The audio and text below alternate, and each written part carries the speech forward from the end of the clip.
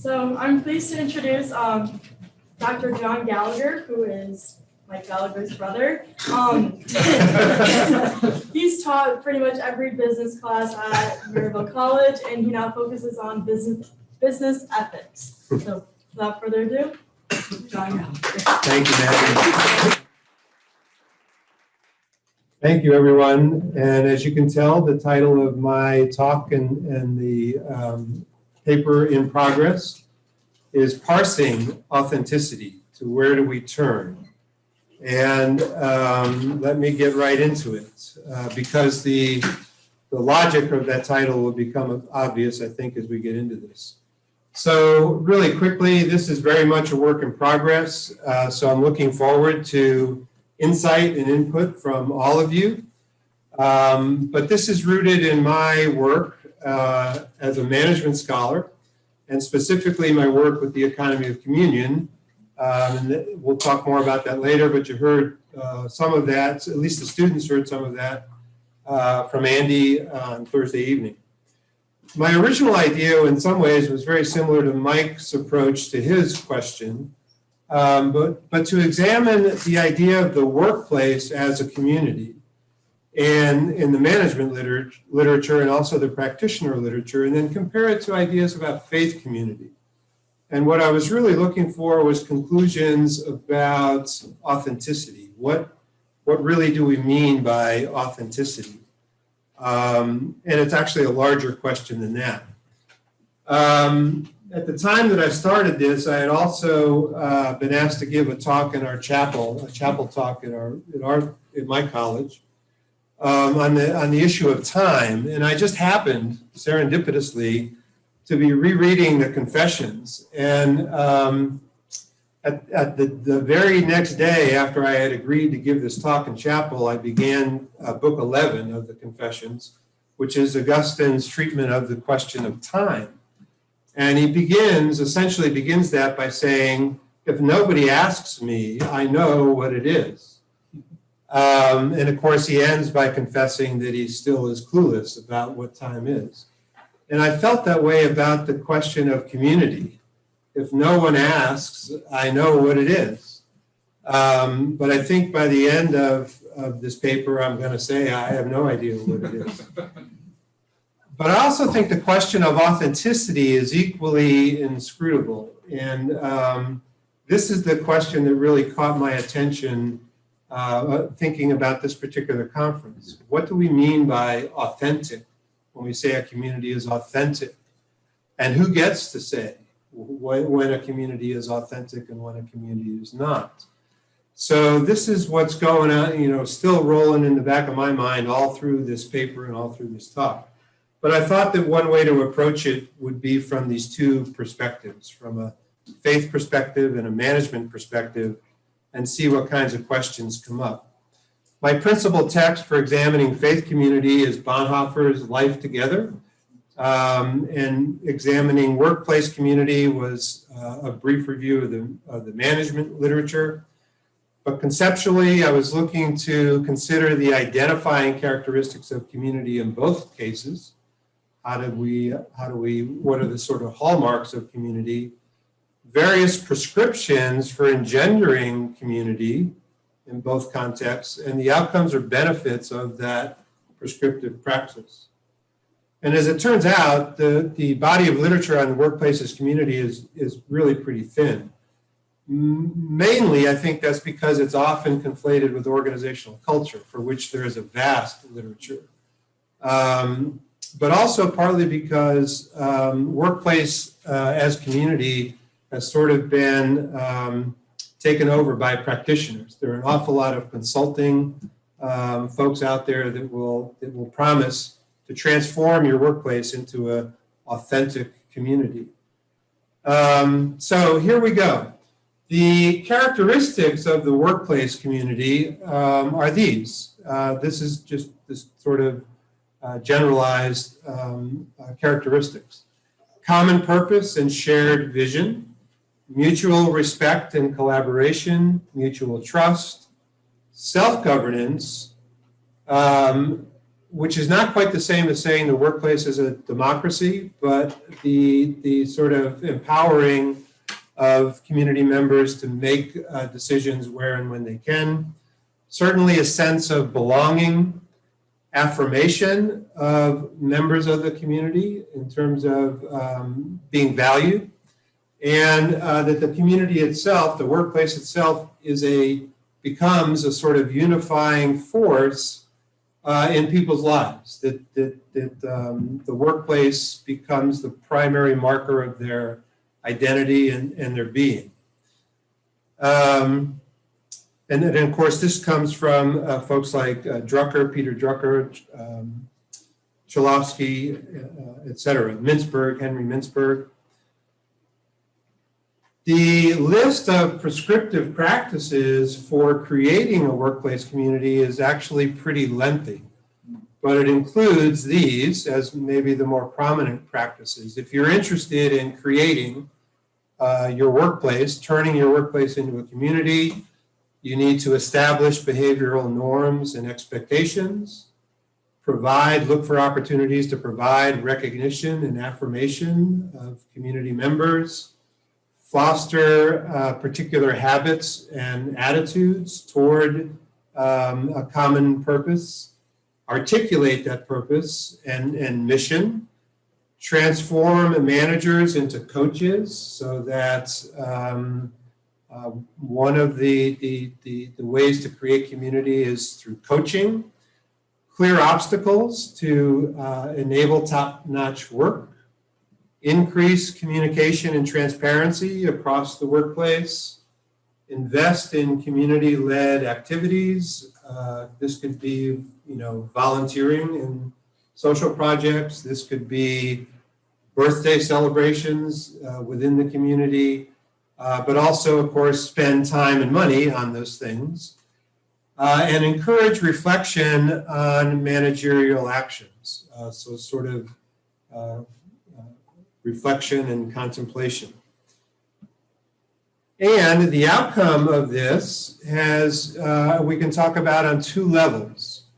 Individual psychological outcomes. So the argument is, and the research shows that people who work in places like this tend to feel a sense of responsibility and a concern for the common good, a concern for the community. Employees tend to feel included, and they work hard to be inclusive with other folks. So inclusion is a significant outcome. Sort of joy. They like what they're doing. They like other people. They participate in goal setting, solving problems, and strategic planning, willingly participate. I mean, this is, they see it as part of being a responsible member of the particular community. Strong sense of high performance and excellent service. And of course, employees feel rewarded and recognized, and the sense that they're doing the best work of their lives. This is them at their very, very best. But there's also then organizational level outcomes. These have been identified as a non-toxic workforce, meaning there's no backstabbing, there's no politics. Everybody loves everybody and everybody gets along. But also excellent business results, which of course generally translates into profitability.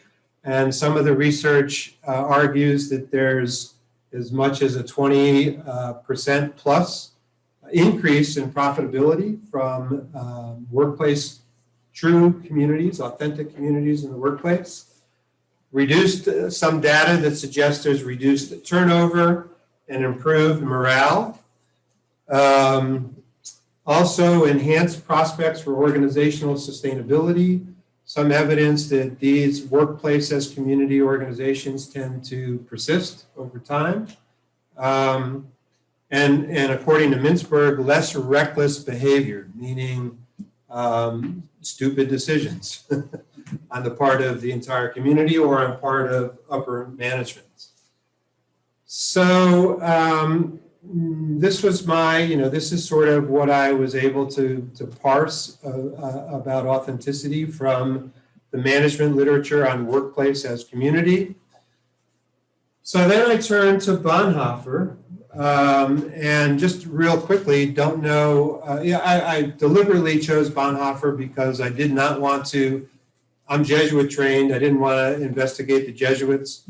I didn't want to investigate the Franciscans, no offense intended, but I wanted to be a bit independent for us. Bonhoeffer, some of you may know, may not, but in the 1930s, after he was driven out of the National Church in Germany, he and some other pastors formed the Confessing Church, and Bonhoeffer was ran a seminary in Finkenwald, Germany for Confessing Church pastors.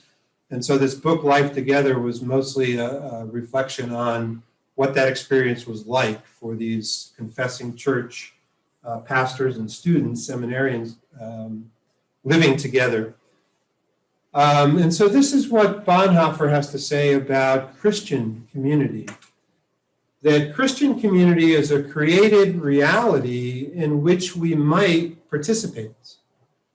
It consists solely in what Christ has done to us and to each other. Community is where we meet our brothers and sisters as the persons they already are in the eyes of Christ. Community is a common life we enter into as thankful recipients, that it's not an ideal that's dependent on us to realize. Again, it exists apart from us. And so therefore it's a spiritual and not a psychic human reality. So this seems to me to be quite different between the workplace and a Christian community, at least in Bonhoeffer's. But at the same time, there are practices in the Christian community that Bonhoeffer argues are necessary for this sustainability of the community. Common praise, common hearing of the word, preaching, common prayer, common worship at the beginning of the day, praying the Psalter, the Psalms is prayer, reading and singing the scriptures, and fellowship at the table, and the day's work, fellowship during the day's work. Not based on my experience, not very different from the sort of prescription of monastic life in our tradition. And there's a level of individual practice in the Christian community, again, according to Bonhoeffer, beginning with the fear of overcoming the fear of being alone, cultivating a fear, overcoming this fear of being alone. In fact, he makes the statement that if you're afraid of being alone, don't go to a Christian community. So you have to deal with that issue of being alone. You need to spend time in solitude and silence individually, cultivate a practice of repetitive meditation and prayer in your own life, intercession for both intercessory prayer for each other, but also intercessory action and ministry to each other, to the members of the community, a cultivation of humility, listening and helpfulness, and caritas, charity in the exercise of authority within the Christian community. And of course, so what do we make of this? What did I make of this? Might be a better title for the slide, right? And here are some things that struck me. In the workplace community, it's very much conceived as a community that we create, that's created by us. At the same time, it is affirming of human capacity and human character. If you think of the sense of employee well-being. So it is supportive of human wellness and human well-being. But at the same time, it's a means to an end. And instrumentality always tends to bother me personally. But, the point of workplace community is not just to create a community, it's to create whatever business outcomes that we're looking for. More productive organizations, more efficient organizations, and more profitable organizations. And the other thing that struck me, and I don't think I've said it particularly well in these last two bullet points, but as you read the literature, there's almost this attitude of once we create a workplace community, that's kind of the end point. We've done it, it's done, it exists, end of discussion. So there's very little in the literature about how do you sustain any sort of community over time. Once you get there, job done. Let's enjoy the profits. So it's a state of achievement rather than a process of ongoing creation. Hopefully that makes some sense.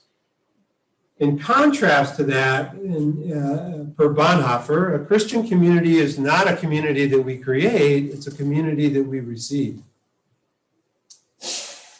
It is formative of human capacity and character. It is, the basis of this community is truth, not human desire, not our wishes and our wants and our needs, governed by the Spirit, not psychological techniques, not the practices that we've already seen about workplace community. It is certainly not an end unto itself, and it enlists the community members in ongoing practice. So it is sustained through the Spirit, but also the social and individual practices of community members. And so, where did this leave us? This is not the end of my presentation. This is just a midpoint.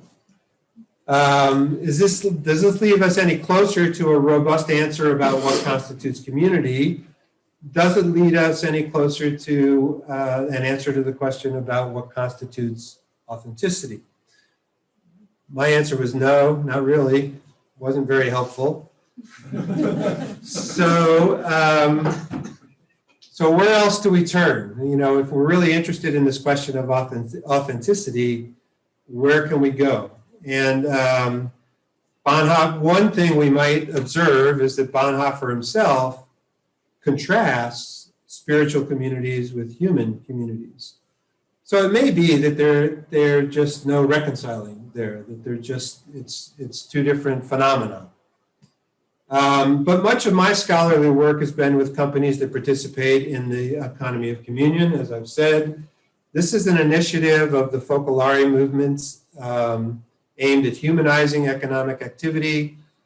The Focolare promulgates and practices, in their terms, a spirituality of unity, and so the economy of communion does the same.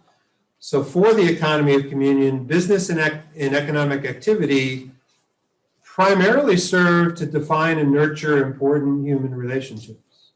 It's not about the business ends, it's not about the economic ends, it's about defining and nurturing human relationships. The marketplace, therefore, is understood as a place of human encounter, as well as a place of economic exchange.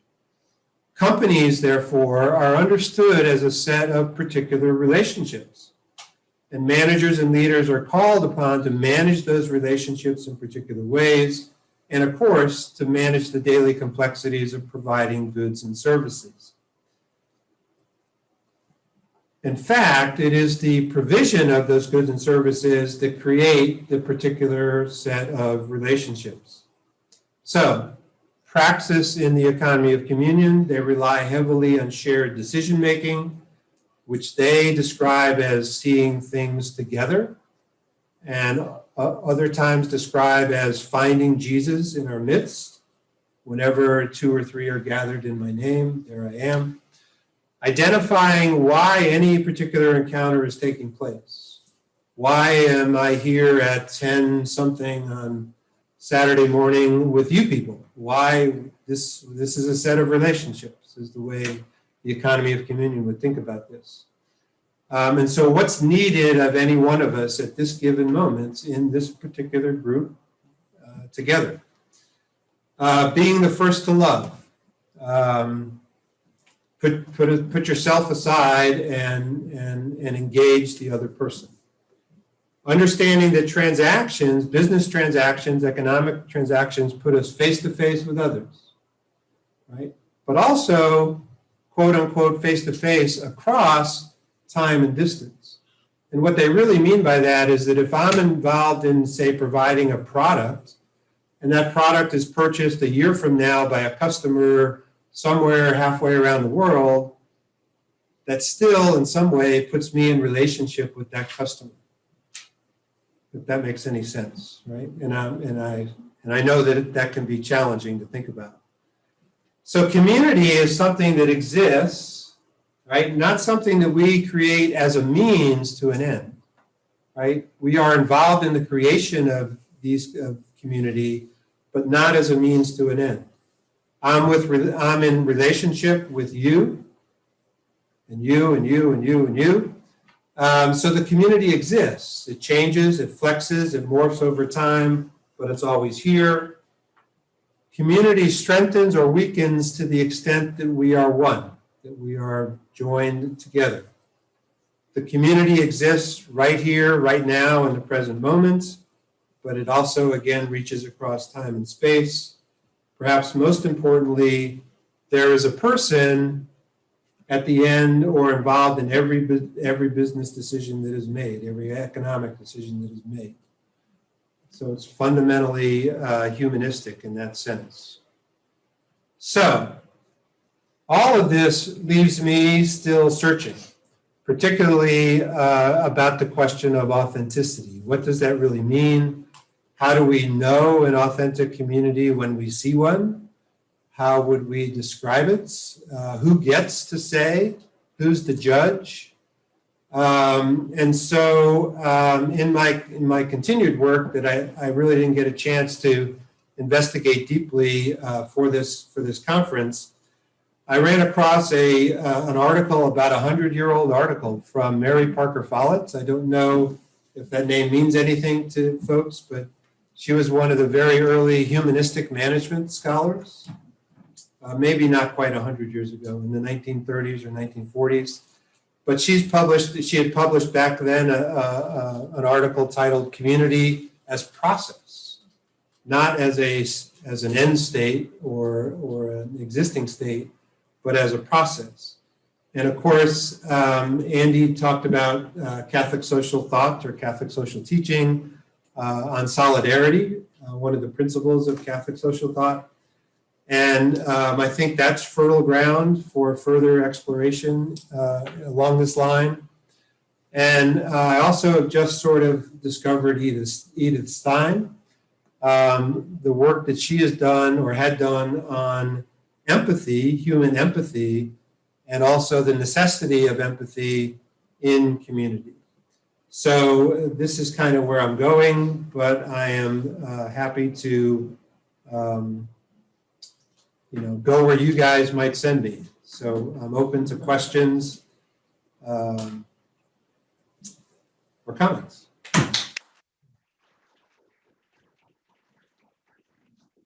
We have 5 minutes for questions.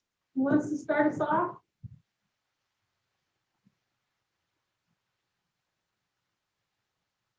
Oh, good. I thought you weren't allowed to ask questions. Wasn't that the contract you signed? Yeah. That's a friendly question.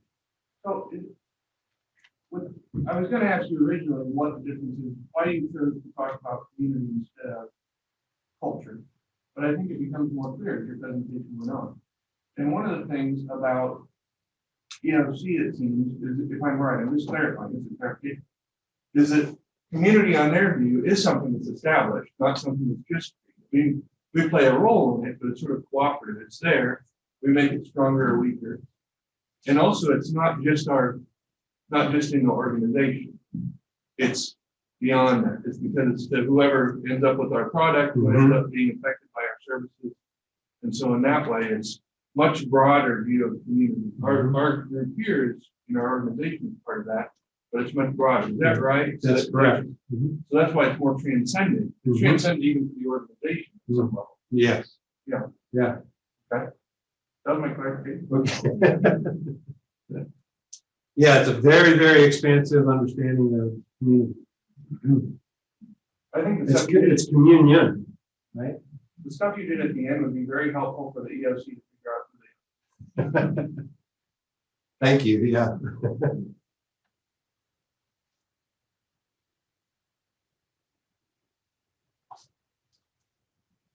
David. We are trying to build a program here, St. Bonaventure, on Franciscan mission-based leadership. So how do we teach leadership to people who are involved in Franciscan institutions, hospitals, social service, and all of that? And the kinds of questions that you brought up have been in the back of our minds theoretically about how to do this. And we have settled on an understanding of that we have to start that we each have an institutional vocation. So it's not just a job, it's not just a career, it's entering into a relationship with others, which we kind of say Franciscans don't just build companies, we build communities. And the four elements that we have identified are narrative, creation, understanding that institutions and businesses erupt out of a story of relationships, usually between people who trust one another enough to invent something together. Relationship, solidarity, and mindfulness. And I'm not sure which one of those four is critically important, but I'm kind of sensing that a spirit of mindfulness, what the word contemplation means. But it's not in that just religious sense. Being actively in the present with others for the sake of the common good. I don't know. It came to mind. No, I applaud that. I think that is in the same vein as Bonhoeffer and the economy of community. So I think you're onto something. You guys are onto something. You guys-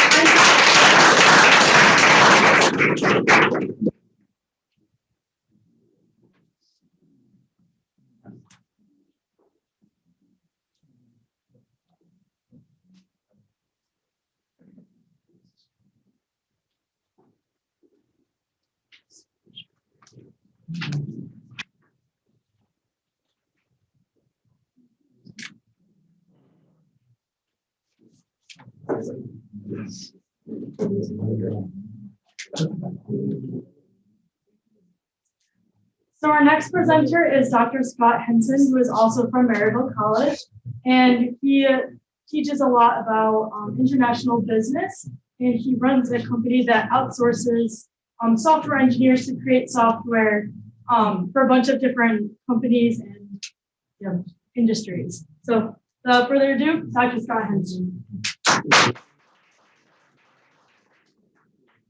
I'm not sure how to change this or show everything. Bottom right, without the Here? Yeah. Oh, and it looks like it's over here, so. No, I'll let you. So I'll go ahead and start when this is coming up. So last night, Andy challenged us to think about the consequences of our rapidly and really unprecedented change in society. And so I thought, well, my presentation today will address that in a way, contrasting tradition with change. And my research is in a specific community, so I'm talking about communities. It's the Scottish Crofting community, which I'll explain in a moment what that is. And really at the center of this tradition versus change question is the question of authenticity. That's what I pulled together the theme for our conference and my talk for today. Is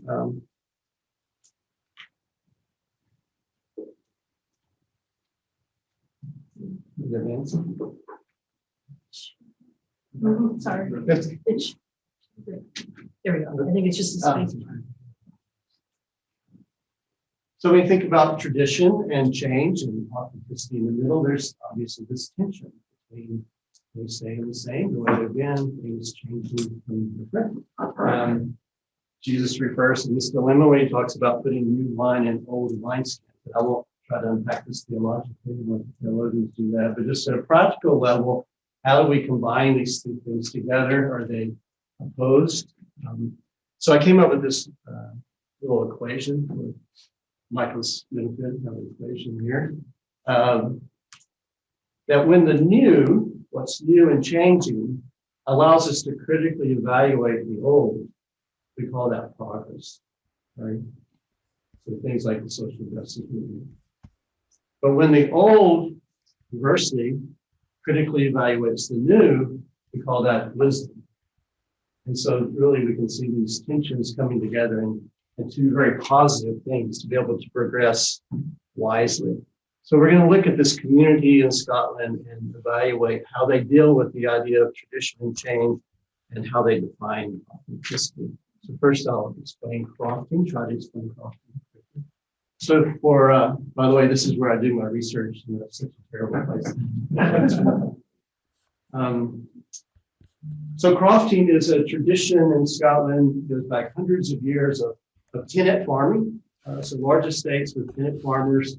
But after the Battle of Culloden, different year in Scottish history, when the English crushed the clans, they disbanded the system, this ancient system of clan ownership by family units, and outlawed it. And then when the Industrial Revolution kicked in, the need for wool for the textile industry, and also food for the cities and the workers, they began to remove the tenants from the land, and this was called clearances. So it was a time of great social upheaval, and so all these small tenant farmers were forced off of their land. In 1886, I believe it was, the Parliament passed a law called the Crofting Law. So crofting is a land tenancy practice in which land was restored to the small tenant farmers. And their rights were guaranteed to tenant farmers. They couldn't be thrown off the land unless it was built off. So crofting is small, old land tenancy farming, primarily sheep farming. This is one location. Here's what a croft would look like. I should disclose here, this research has a very personal side for me. I'm Scottish. My wife is Scottish. We own a farm. We raise sheep on our farm. We even joined the Scottish Crofting Federation. As far as I know, the only North Americans that are members of it. So last week I wore my kilt to campus for Scottish Heritage Day. We even joined the Scottish Crofting Federation as not just members, but I was doing my research there. I vote today is here's I'm as authentic as I can be, with one exception. I don't live in Scotland. So it made me think about this question of authenticity, maybe imposter syndrome. Am I imposter? Or am I a crofter? I even aspire to the principles and values of crofting, which we'll talk a bit about. So my first part of my research involved interviewing crofters. And then this summer, I'm actually going back to conduct a large-scale survey of crofting. And so when it comes to this question of what does it mean to be an authentic crofter? What is the authentic crofting community? And how do they talk about tradition and change? Came up with 7 different markers of authenticity. We'll get to those. But first of all, let me define the 3 key words in my title. These are not particularly robust or quick descriptions and boilerplate, Merriam-Webster definitions. First one is, what is tradition? The passing of information and practices from one generation to the next. The idea of cultural continuity. What is authenticity? One definition is conforming to an original so as to reproduce its essential feature. And in community, it's people with common interests living in a particular place. So this is the way I'm using those terms, and I think you'll see them represented in some of the research questions. So the first marker of authenticity for this community is intergenerational continuity. The isolation of the area and cross, as well as remnants of this old clan system of family relations, really privileges family lineage and close-knit communities. A few quotes from the interview. Historically, Crofting communities are incredibly close, isolated, and rural. There's maybe 200 people in the village, and we've made friends with 4 different families, and after 3 months, we realized that they're all actually related. That's a cousin, and that's their uncle, and so on. It's really tricky. This is for the newcomer, new interest. There's quite a lot of strong opinion and faith and culture from everything, and that's something I think we need to go steady with to make it a success. The third quote, I actually think it is really important to our well-being, the connection that people have through crofting with their own families and generational things being passed. I'll come back and make some observations on this at the end. These are just some of the qualities of authenticity as this community sees it. The second one is the mode and manner of their work. So cattle and sheep farming, particularly the rearing of lambs, which is lambing season now, so we have lambs that are that's time of the year. But this is what crofting is. It's defined by a certain type of work. But here we'll start to see some of the tensions come out in the interviews. The first one, quote, young people are coming in with different ideas of things to do. Instead of growing lambs or calves for the store market, like their dad did or their granddad did, they're quite sensitive. They say, well, there just isn't a market for that anymore. Past expectations were less. People probably tended to accept less income. I think the expectations that young people have are much higher. Newcomers to crofting are doing all kinds of interesting, innovative things, setting up restaurants, doing tours. They're very enthusiastic. But your traditional crofters, those who live in the middle of nowhere and work part-time in manual occupation and work on their croft, it doesn't appeal for younger people. I would say that the core of crofting is still the older generation that is hanging on to working part off the croft, producing traditional commodities such as beef and sheep. There's some sign of some sort of which you'd label as traditional crofting, and there's a sense in which maybe a more modern crofting where people are trying to diversify into things like tourism and social care, and maybe growing a few vegetables. So we actually see some intergenerational tension here, but also too, just between the tension between maintaining tradition and innovating and changing.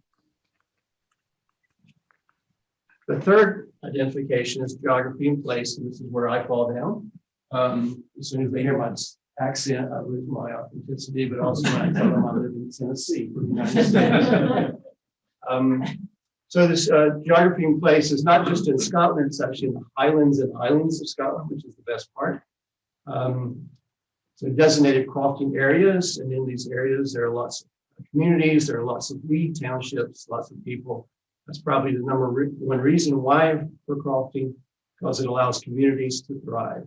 And then I would say in addition to that, the land of Scotland is, I believe, an asset of the people. We all should be sharing the land in a much fairer, more equitable way.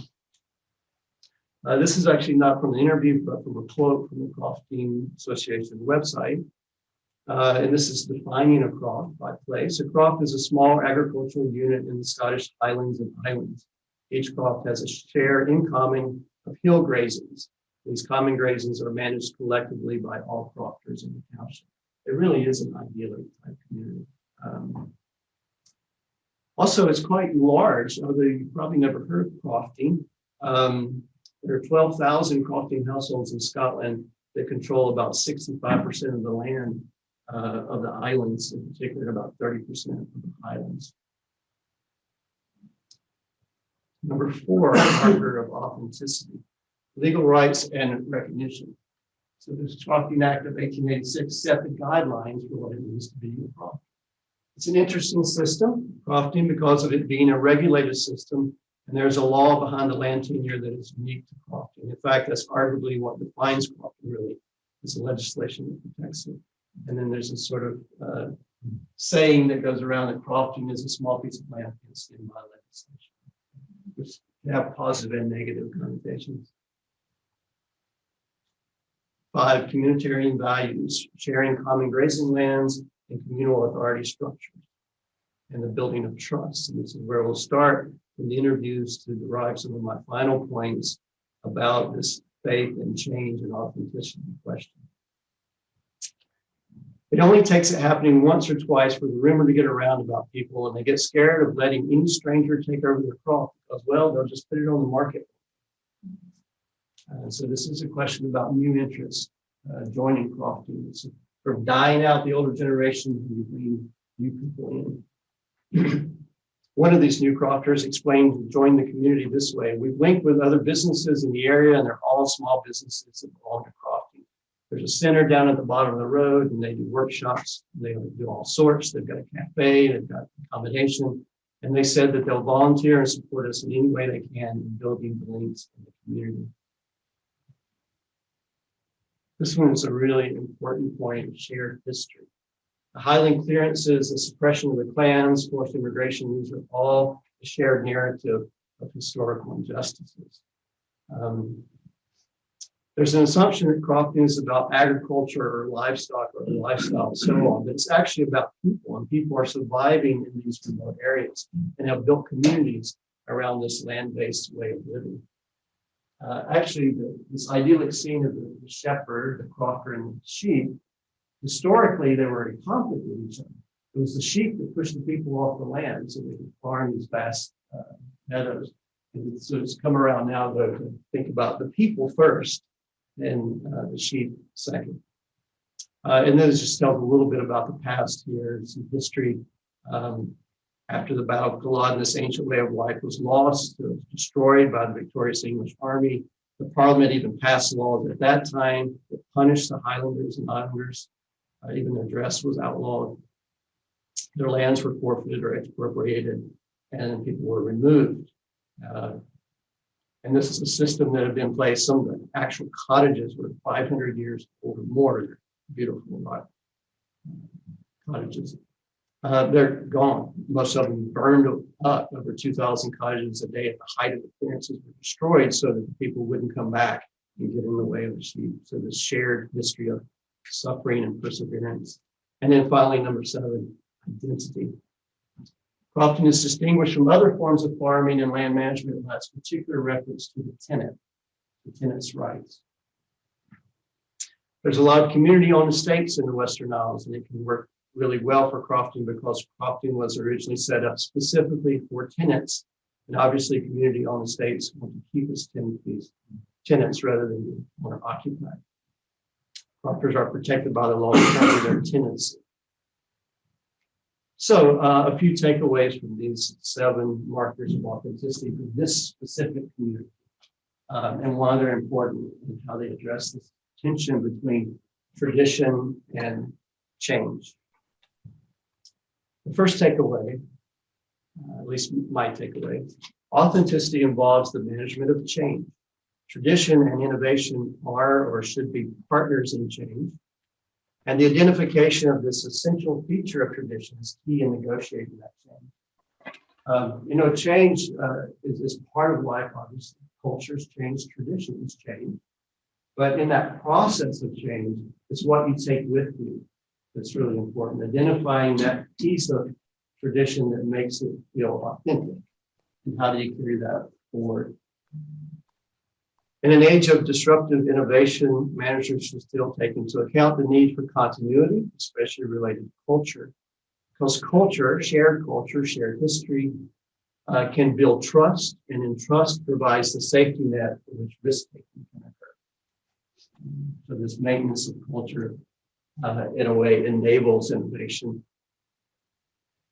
3, tradition can help build strong communities, but may also raise problematic issues of member inclusion and exclusion. And this is sort of where the tension turns around and says, well, if tradition dominates over change, then it can actually be exclusionary. Certain groups don't belong, people don't belong.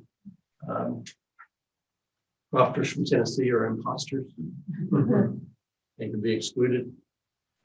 Number 4, a shared company narrative, especially one related to perseverance through hardship, can really be effective at building loyalty. These last 2 points are, 3 points are very practical kind of managerial points. Number 5, what an enterprise does and why it does it are important questions to clarify that give meaning to work. Especially if it happens to be like Crofton, you're never going to get rich doing that. So work in a business that doesn't necessarily pay top of the market salaries, you might want to think about other reasons that people find meaning in their work, and what you do and why you do it, part of that. And then lastly, in a virtual world, place is still an important part of authentic community. So those were some of my takeaways so far. The research continues. I'm going to drag it out as long as I can. So I'm going to keep going back to Scotland. But yes, if you have any questions.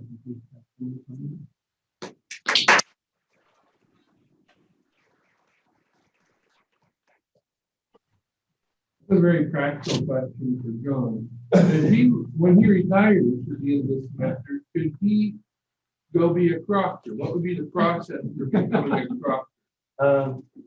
They have to get at least a visa. Right. Citizenship in Scotland. Is That's there not like a waiting list to become a crofter? Actually, one of the things, this is my broader research, but new entrants entering croft is a big issue. People don't want to give up their croft because they're afraid they'll be kicked off when they retire. So they hold on to it even though they're not working yet. And it's very, very expensive to get a croft. The idea was it's tenancy and it's very inexpensive. But because of Londoners coming to Scotland and buying crosses, vacation homes become very expensive. So that's a big controversy now. And it also goes to this question of authentic community as well. For the idea of authenticity of reproducing the original and its essential features. I really like that definition, even though it was just very illustrative, and would like to explore it a lot more. What does that mean? So the question of whether he could be an authentic author. It costs a lot. If he has enough money, but then would he be authentic or would he just be impossible? An Irish. Is